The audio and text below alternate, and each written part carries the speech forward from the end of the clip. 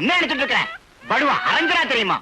குழந்தைய கீழே இறக்கி வச்சுட்டு எங்கடா ஓட பாக்குற? சத்தியமாட்டு இது என் குழந்தை இல்ல, இது ரயில்வே டிராக்.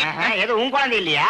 என்ன தோல்ல தூக்கிட்டு வந்தது இந்த குழந்தை, கையால கீழே வச்சது இந்த குழந்தை, இப்போ தரையில இறக்கி விட்டோம்னா உன் குழந்தை இல்லாம போயிடுமா?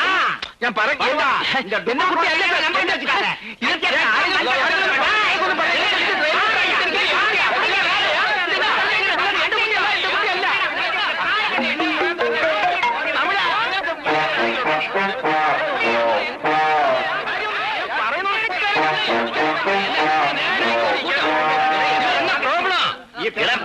என்ன ഗലാട്ടേങ്ക? இந்த நியாயத்தை കേൾക്കോ സാർ. ഇവര് പറയുന്നൊന്നും വിശ്വസിക്കരുത്. ഒരു കുട്ടിയുടെ ജീവൻ രക്ഷിച്ചതിന്റെ പേരിൽ ഇവരെല്ലാം കൂടി എന്നെ കള്ളനാക്കിയിരിക്കുകയാണ് സാർ. നീ മലയാളിയാണോ? അതെ സാർ. ആ വാ വരാൻ പോങ്ങ എല്ലാം പോങ്ങ വരാൻ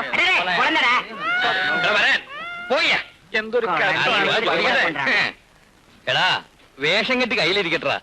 എന്നെ പോലുള്ള ഡീസന്റ് ആയിട്ടുള്ള മലയാളീസിനൊക്കെ നിന്നെ പോലെ ഫ്രോഡ് റാസ്കൽസ് വന്ന് ഇവിടെ ജീവിക്കാൻ വയ്യാതായിട്ടുണ്ട്. സാർ ഞാൻ പറയുന്നത് സത്യമാ.